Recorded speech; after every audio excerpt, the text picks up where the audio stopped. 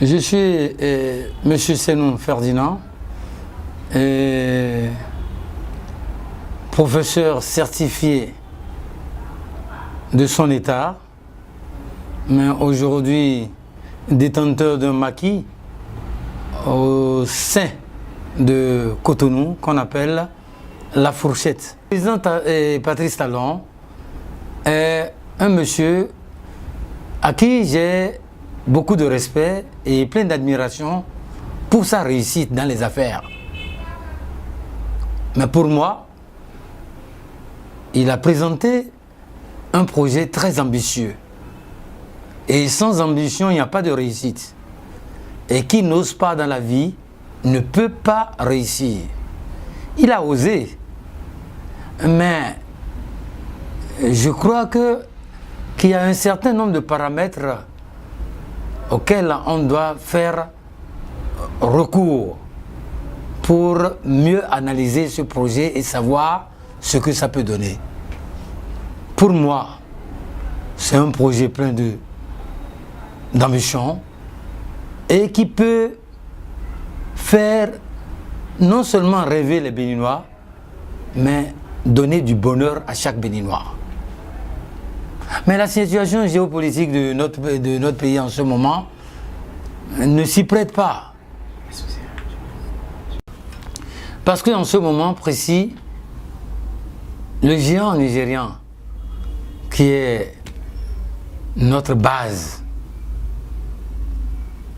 est en pleine difficulté. Difficulté due à la dévaluation du Naira. À côté, le Togo, le Ghana, le Burkina et consorts, ce n'est pas non plus un bonheur. Chacun se cherche et s'efforce. C'est vrai que les affaires ne sont pas la politique. Et les deux ne vont pas de pair. Lorsque vous êtes en politique, vous ne pouvez pas faire des affaires. Si vous faites des affaires, on vous trouvera toujours comme mauvais président.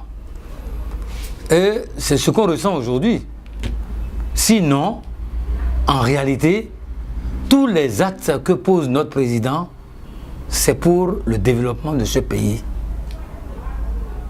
Mais très sincèrement, lorsqu'on fait une analyse concrète et sérieuse, on ne sent que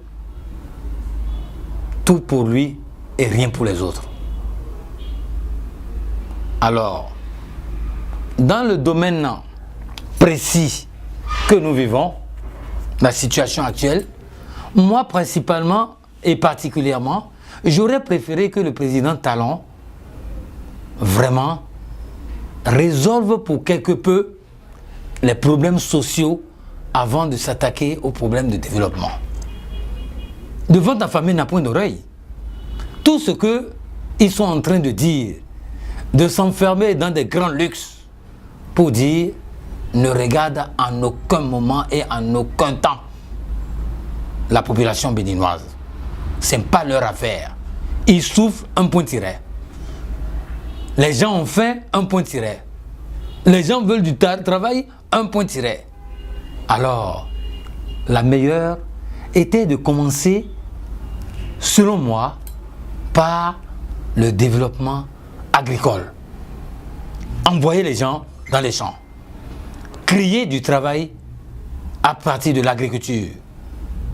Et autre chose. Pas le coton n'a jamais rien donné au Bénin. N'a jamais donné un classement particulier au Bénin. Non. En son temps, on a parlé du palmier à huile. Mais pourquoi ne pas renouveler la production du palmier à huile au Bénin? Le palmier à huile, c'est le plus riche des plantes. La plus riche plutôt des plantes, à ce que je sache. Et de par sa qualité, on ne peut pas abandonner dans un pays tel que le Bénin le palmier à huile. En dehors de ça, le géant nigérian nous a dit, mais produisez tout, nous allons consommer. Mais qu'est-ce qu'on produit? Nous ne produisons rien aujourd'hui. Alors nos compatriotes sont aux Zem, aux Zem. Depuis l'aéroport, dès que tu rentres au Bénin, c'est le Zem qui vous frappe. C'est ça, la création du travail, des emplois? Non, très loin de la réalité. Moi, je crois qu'il y a beaucoup mieux à faire.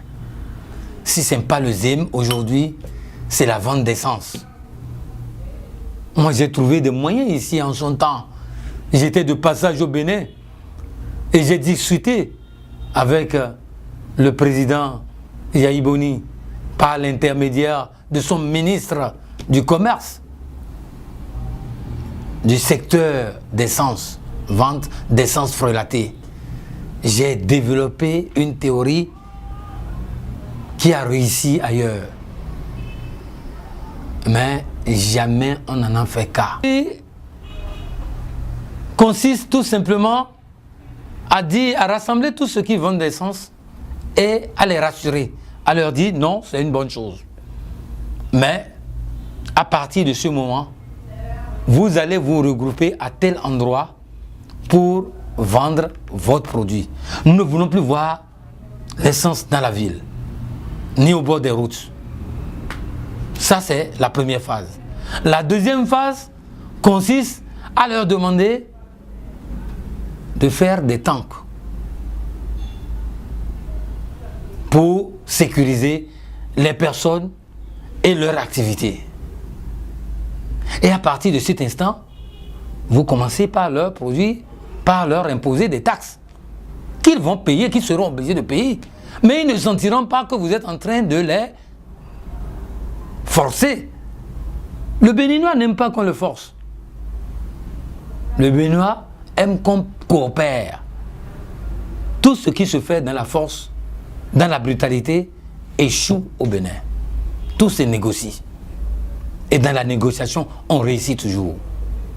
C'est des gens qu'on peut formaliser. On part de l'informel jusqu'à les rendre formels, sans qu'ils ne s'en rendent compte.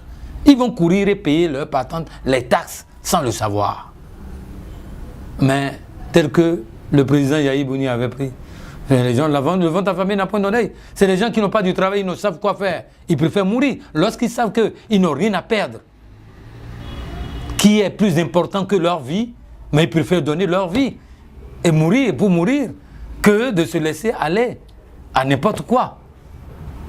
Parce que au même moment où on dit on veut les brutaliser, au même moment les gens volent dans l'administration. Aujourd'hui, il faut être fonctionnaire pour avoir les plus grands immeubles de Cotonou. Il faut être fonctionnaire pour avoir les plus belles voitures. Il faut être fonctionnaire pour être heureux. Avant, on ne parlait que des douaniers, mais aujourd'hui, c'est des fonctionnaires. Et à tous les niveaux. Dans les 5 prochaines années, ça serait vraiment de l'utopie en disant que ça pourra se réaliser. Mais beaucoup de choses peuvent être faites à condition que la volonté y est. Mais le président Parti de Salon, il doit savoir que c'est son peuple, c'est ses amis, c'est ses collaborateurs de toujours. Ils n'ont jamais été justes, ils n'ont jamais été francs, ils n'ont jamais été sérieux avec lui. Par quelle alchimie il va les amener et il va les redresser? Point d'interrogation. Pour moi, c'est le bâton et la carotte. Il doit retrousser les manches et savoir qu'il a affaire à des collaborateurs futés, sans exception. Moi, je ne suis pas resté au Bénin. Je suis de la diaspora. J'ai fait pratiquement 23 ans à l'étranger. Je suis rentré, ça me fait à peine 2 ans. Mais je ne me suis jamais, je n'ai jamais plutôt pu m'adapter à mes frères béninois. Lorsqu'il te dit oui le matin, à midi c'est non, et le soir, ils disparaissent. Alors, avec ces genres de personnes, moi je crois que le président Traoré Talon, il a du pain sur la planche. Et moi je lui conseillerais vraiment de commencer directement par la masse. Projet de développement et consorts, d'accord. Mais des projets d'abord qui touchent la masse paysanne. La masse dont on parle, c'est les petits commerçants, les chauffeurs par ici, les artisans. Tout ce monde-là, c'est eux d'abord. Le reste, après. Il a du pain sur la planche. Il doit pouvoir mettre en place des tactiques pour contrôler ces gens-là. Ils ne sont pas là pour lui redorer, le blason, non. Ils sont là pour le détruire. Nous avons vu le président Mobutu dans ce pays, dans l'Afrique. Nous avons vu le président Bokassa. Mais ce n'est pas Bokassa qui était sur le terrain. Ce n'est pas Mobutu qui était sur le terrain. C'est les Congolais qui étaient sur le terrain. Non, c'est les Centrafricains qui étaient sur le terrain. Ici, c'est les Béninois qui sont sur le terrain. Et ça ne marchera pas. Il y a une éducation à faire. Moi, je disais que les affaires sont pratiquement au point mort. Vous savez très bien que les plus grands échanges se font avec notre voisin, notre grand voisin nigérian. Aujourd'hui, ils ont refusé de tout prendre. Que ce soit tous les produits importés, le Nigeria refuse de prendre. Et dit, produisez tout ce que vous aurez produit, nous allons vous prendre. Production locale. Mais ils ont raison. Parce que les Nigériens aussi sont des grands hommes d'affaires. Ils ont creusé plein de ports en eau profonde aujourd'hui et importent tout. La preuve est que les nôtres commerçants profitent de la chute du Naira aujourd'hui pour aller ramasser tout ce qui est importé par le Nigeria et amené au Bénin. Mais ce qui tue encore plus notre économie.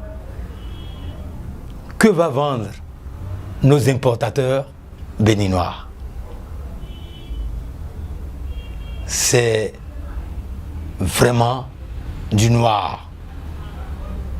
Les gens sombres, pas de commerce, pas d'activité. Alors, on va où? Moi, mes clients, je les invite à venir manger. Malgré que j'ai revisé aujourd'hui les prix de mes nourritures, mon frère, j'en vois très peu. Et c'est les mêmes refrains. Il n'y a pas d'argent. J'ai fait de crédit. Malgré qu'on m'a dit, pas de crédit, j'en ai fait. Mais malgré cela, les gens ont peur de venir manger et de ne pas pouvoir venir payer. Chers clients, je vous souhaite une très bonne fête de fin d'année. Et le 24, j'organise un bal masqué. Même si vous n'avez pas grand moyen, n'hésitez pas de me contacter. Avec le peu arrivé, on va se réjouir. Pour la fête aussi de fin d'année, n'hésitez pas, nous allons passer la fête dans des conditions quand même que nous allons nous créer et que vous allez accepter. Sur ce, joyeux Noël et bonne année 2017.